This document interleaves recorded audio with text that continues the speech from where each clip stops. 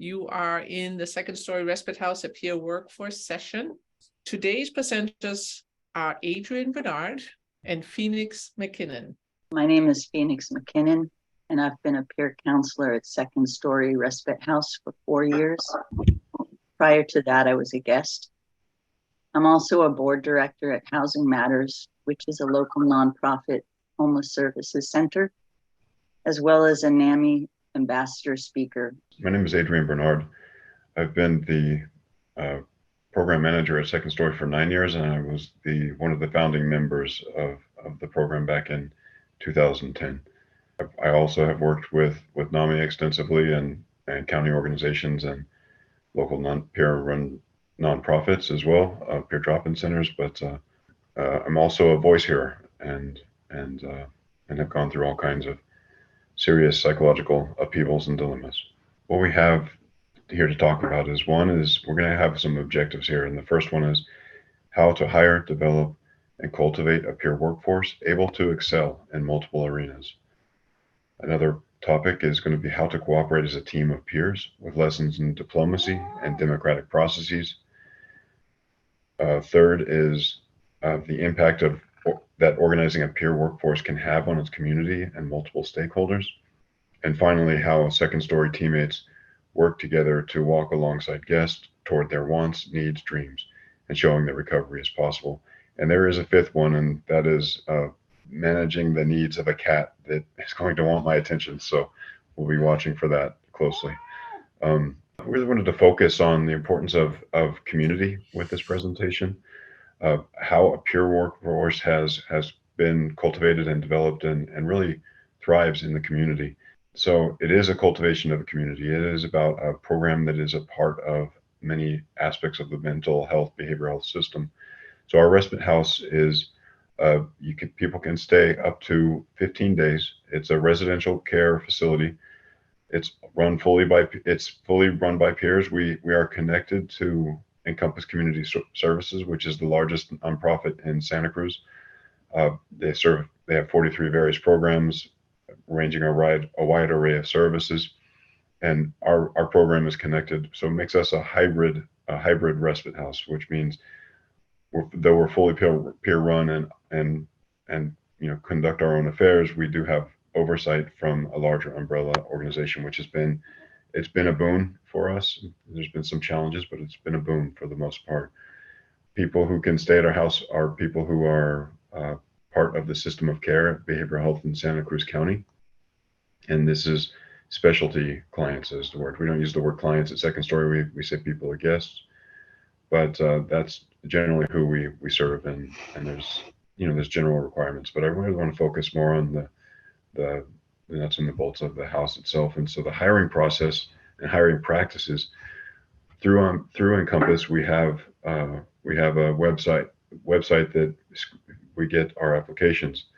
I'll screen them and I'll look for various things that look like people are identifying as peer. If people in their application are saying, I work well with clients, I've done med management, I've done, I follow, it's like there's some cues that I look for that might indicate that somebody is a peer or not. I call them, I let them know that we're a peer respite house, giving them the option of backing out at that point if they don't identify as a peer, so that there's try to have transparency along the way. We go through an interview process, which is pretty telling immediately, in the sense that we have questions about strengths and areas of improvement. We talk about whether someone's willing to work the overnight. We talk, of course, about how they identify as a peer. On the phone, we aren't really able to talk about peer status, but in the interview, we can be more open and direct about it. So we spend a lot of time talking about what that means, where we really get an idea of what is going on for an individual interviewing. And we can see pretty quickly, like if somebody says during the role play, oh, you just got a mental illness and you need to take medication for it, or it's just a part of your delusion and I don't think those are real, or an indication that things are going good in that role play. We see people talk about, how can I help you? How can I help you? What can we do? Can we close the blinds? Can we look around for the bugs that you think are in the house? So we can get a feel for how somebody, from that question alone, really a feel for how well somebody's going to adapt. This also is telling for our hiring qualities. We look at love and kindness. We look for those things, and compassion. Another key component is somebody that's very open about their recovery journey and healing process, and their ability to navigate that and express that shows us that somebody is ready to work with us and be a part of teams. We caution people not in recovery because it's ended poorly, not being able to articulate it clearly because it indicates that there's not enough connectivity there that we can get a feel that they'll be a good fit for the house. And so once people are in the house, we have a lot of training. We have intentional peer support that we utilize, which has been a cornerstone for us for a while, and it's having a renaissance even in the house now, with trainings in the house that are occurring. We are well versed because of Encompass Community Services. We're well versed in motivational interviewing, trauma-informed care, mindfulness, co-occurring conditions. We have a full range of modalities to help inform us of how we are and can be in the workplace. But the most important aspect of all of this is kind of a sense of belonging. When people walk in the door at Second Story, that it's warm, it's welcoming. We have a giant house that Phoenix will talk about later.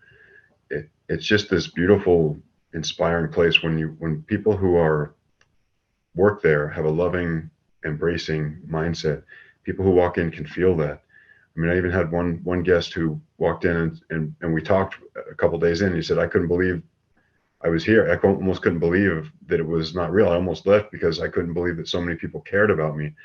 And so it's like the idea that there is a give and a take and a sense of community, but also working within the system is a huge component of what we do. When we first got into the community, when we were first being introduced, there was some resistance to us. They didn't, providers didn't think we could do it. There was some fear, there was some jealousy. They thought we would replace them over time, was some of the concerns that I'd heard from the person that wrote the grant, who worked at the county as a adult chief of outpatient services. But family members also thought that, no, peers can't do this. There's no way they can't run a program. And so all of these were at play with how we were trying to make our way through the system. There was some discrimination. There were some challenges in that sense, but over time we overcame that because we believed in something bigger. We believed that healing was possible, and we believed that sharing that healing was also possible.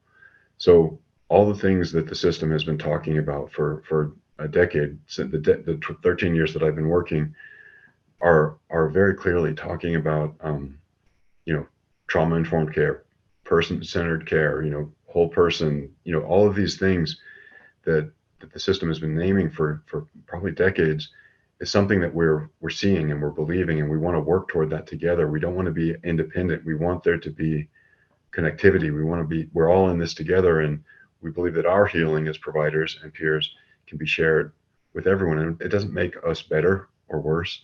I really feel like there's equality in our process. So that's such a good point when it comes to working as a peer respite house, that the lived experience is the vital most important. And so what we found within that, once that is settled, then it comes from love. This is our cat Tesla here. And she has a sister Mercedes that people glom to based on their personality. But I think that also we have a team of 15 to 16 peers, and there's so many different personalities that when people come in, people sort of align with who they most feel comfortable. We have about 5 or 6 full-time workers. We have about 4 or 5 part-time with 2 shifts, people on Social Security who are making it work. But it didn't always come this way. The slide is essentially about conflict, peace, inclusion, and the possible. So the early days were fraught with conflict. It was a nightmare. So many people we would be in groups and meetings, and people would just unravel because they couldn't handle a comment that was made that was pretty innocuous. But everybody's voice was demanding to be heard. Everybody wanted their voice to be right. There was so much disruption. We couldn't even get along to agree to make agreements together because there was outright refusal saying that they couldn't work with each other. So during this early process, the system supported our processes.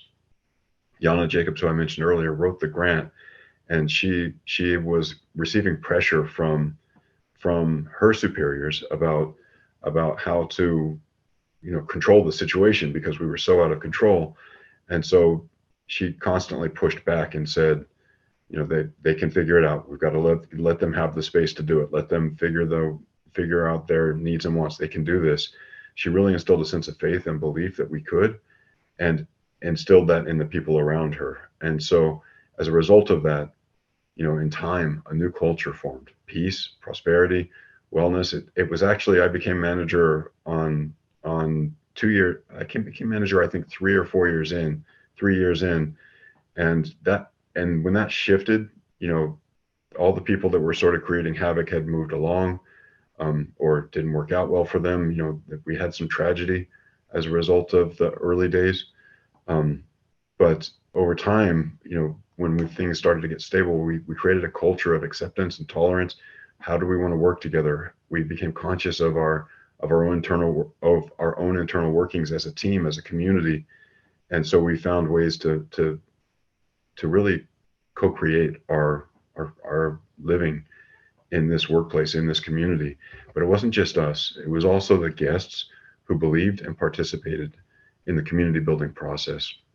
Like I said, there's a little bit of disbelief when people first get there at times, because they don't have to be mental health clients anymore. In a sense, they can fully bring themselves and their experiences without judgment, without anything, but just knowing that somebody knows what it's like to be able to share, to be able to give, to be able to move in space and time with them, to be able to achieve the things that they want to achieve. So guests built our program. It is very much their home, their space, and we sort of tend to it in our own way. But it's also not only the guests, not only us, but the mental health system embraced our endeavors. So we had time enough to figure out how to get it together. But each of my supervisors has told me that they want their other residential programs that they manage to be like Second Story, because of our open, welcoming environment that treats people with the way that we work with people. So we went from being sort of like an outcast into a leader in our community. This house is an example of what works, and our teammates, the teammates that we work with together, all find success in their own way, and there's so many more opportunities, and sustainability came through activism from the entire community. The entire field, sort of, we all worked together to save Second Story multiple times, and Phoenix will get into that in a little bit, but also to maintain and sustain something that is wanted, is needed, is recognized, is honored. So this is a guest who said Second Story is a great place to regroup and get support, and it's nice getting to cook some good food together. So this is where we have homemade noodles being made on some night, and with a guest and a teammate making dinner together. Here on this slide, we have a couple photographs of a room that we call the Imaginarium. And it's full of art supplies and board games and musical instruments. We have a piano, we have 2 guitars and a couple basses, a conga drum. We even have a banjo. A lot of our teammates and guests have musical ability, and we're often in the Imaginarium jamming and playing on tunes together. And in one of these photos on the right here, you can see a lot of our artwork is hung up on the wall. As time goes on, we've gotten quite a collection of excellent artwork that we like to display. At Second Story, we're about reconnecting with the community and rebuilding. Job opportunities and roles at other organizations open up teammates and guests go on to work at Second Story and other Encompass programs like NAMI, local advisory boards, support services such as Community Connections, Front Street Incorporated, the County of Santa Cruz, and Hope Services. And right off the bat, I'm gonna share a personal story with how I came to be a board director at Housing Matters, which is our local homeless services center, the nonprofit. A few years ago, a board director from Housing Matters approached Adrian, my manager here, and he said that the board, they were curious if a Second Story had a peer counselor that would be interested in interviewing for a position on their board of directors. Housing Matters is engaged in building a 120 unit supportive housing building, which will be called Harvey West Studios. And it will serve the most medically vulnerable and chronically homeless members of our community. It is a housing first model, so sobriety and recovery are not required to qualify or maintain this housing. And because of that, the board members at Housing Matters felt that it was imperative moving forward to not only have a peer counselor on their board of directors, but they plan to have 8 to 10 of the residents of this Harvey West Studios become peer counselors to serve the other residents in their recovery. So the broader community is starting to recognize the value of lived experience. And honestly, at first, this for me was very intimidating, and I felt like an imposter. There were 3 former Santa Cruz mayors on the board when I joined. However, everyone was very welcoming, and they really value my lived experience. And now, 2 years later, I feel at home there, and I offer a unique perspective, and I'm making vital contributions. And at Second Story, we have advocacy with multiple provider and family stakeholders. We help and encourage each other to advocate for ourselves and reconnect to our community. We help build better communication skills for better relationships to family, friends, and support systems. And that is 5 years ago, we were informed that funding had run out for Second Story, and we would be closed in the span of 3 months. And rather than accept that fate, teammates and guests, we gathered together to save the program. We knew that if we all believed we could do it and put word out, that the money would come from somewhere. We contacted leaders in the mental health community, like Yana Jacobs, who Adrian spoke to you about. And at this time, she was retired from the County of Santa Cruz Behavioral Health. We also contacted Carol Williamson from NAMI of Santa Cruz. And we went to the Board of Supervisors meetings in Santa Cruz. We put word out in the print media, broadcast media, and social media. And through our efforts, an anonymous donor came forward with a donation of $1.26 million. And that allowed us to purchase the house, as well as half funding for the following 2 years. And because of this, because we all believed, and because of our advocacy, Second Story is still open, and we're still serving Santa Cruz County. So that was a big deal. And you know, we all believed in ourselves, and we knew going forward that we had to believe that we couldn't fail. So going on, connecting to a pipeline and moving towards crucial contribution. When you've been disabled for a period of time, it's easy to lose connection to society. Friends move on and systems aren't in place to meet new friends and acquaintances. And some community programs are really good at bringing people together for groups and activities, but they end there, in a cul-de-sac. But we meet you where you are. We help you make connections to resources that you need now and resources that you need going forward. whether that be support groups, volunteering, employment, furthering education or job training, the Department of Rehab, and beyond. Community once thought lost, now found again. When someone has become isolated and disconnected, life loses its purpose and meaning. It can be hard to find your way back, and it's easy to lose hope that life will return to good.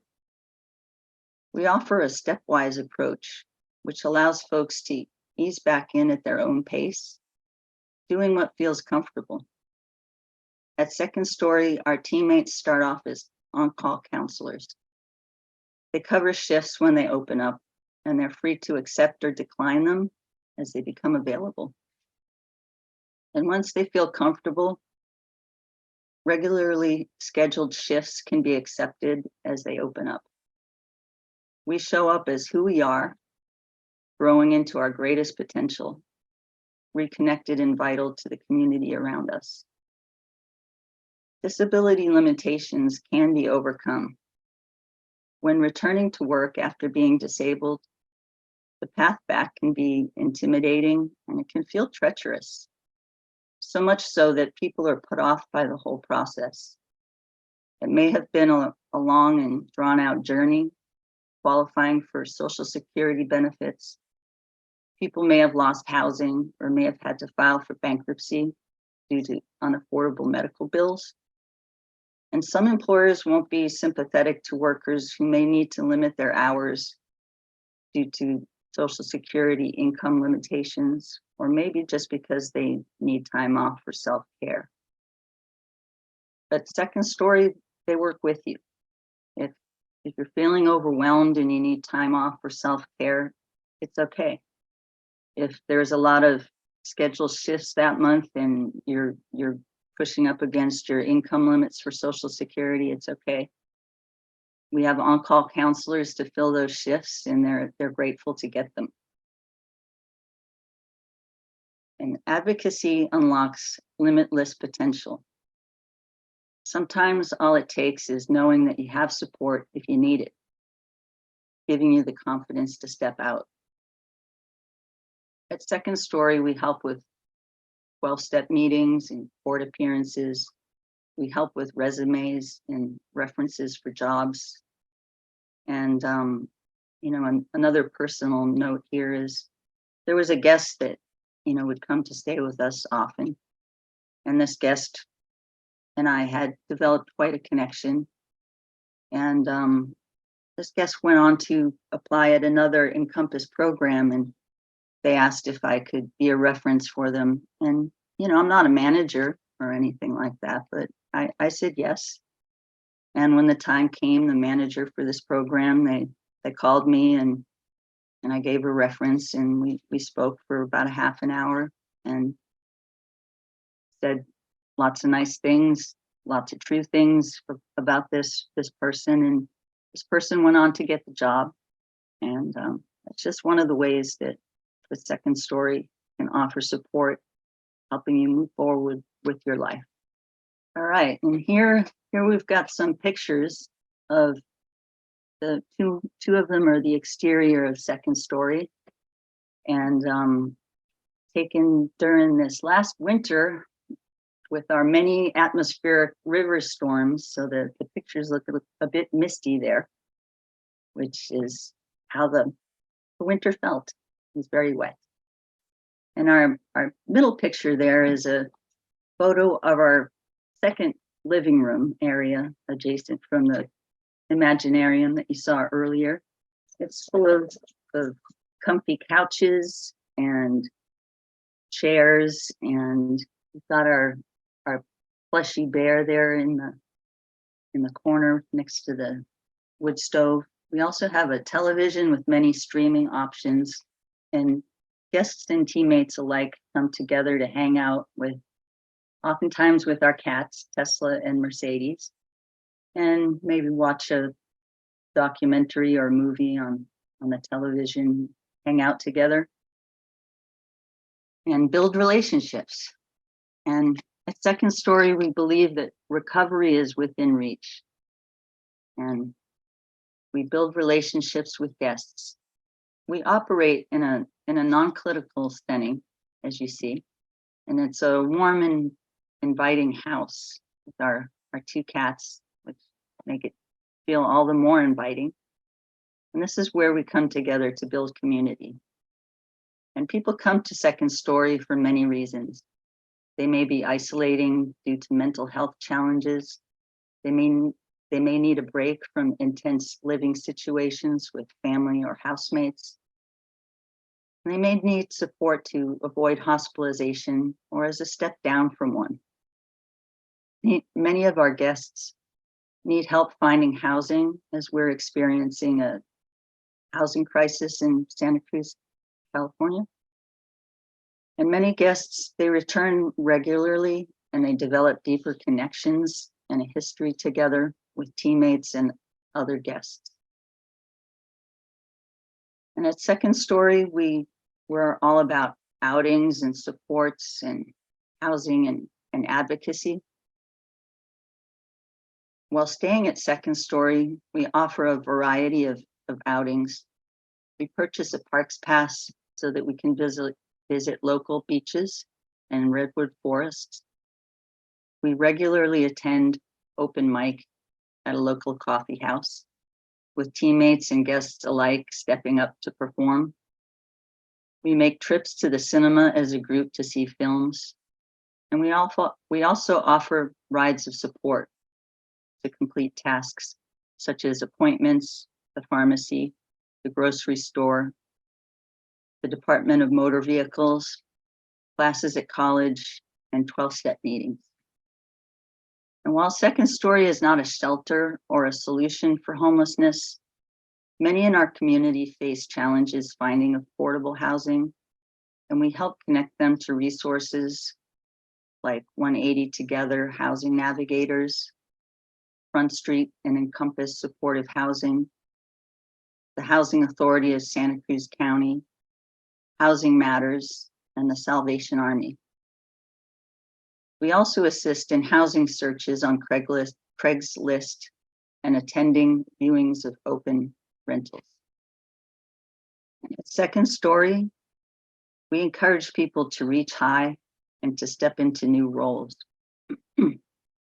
After some level of stability and recovery, guests often decide to join our team as peers. We build confidence and self-esteem. Here, lived experience has value. We encourage each other to reach high and step into new roles. And the worst thing that can happen is you fall down, and there's no shame in that. You just get up and dust yourself off and keep going. Fear of falling down is, that's the only thing from keeping you from reaching high, then that's the worst that can happen. That's not so bad. Many of our guests and teammates go on to further their education and training to contribute in more meaningful ways back to our community. And we support that change is possible. As peer counselors, we show what recovery looks like. We have turned our lived experience, oftentimes a bad experience, into a positive thing, job experience. We show up despite whatever challenges we might be currently facing, and we show you how you can move with grace despite of, or maybe because of these challenges. And lastly, at Second Story, we're about empowerment and not holding power. We're very careful about how we interact with each other and with guests so that we're not seen or felt like we're holding power over each other. And that's very important to us. And as peers, we don't fix and we don't offer solutions.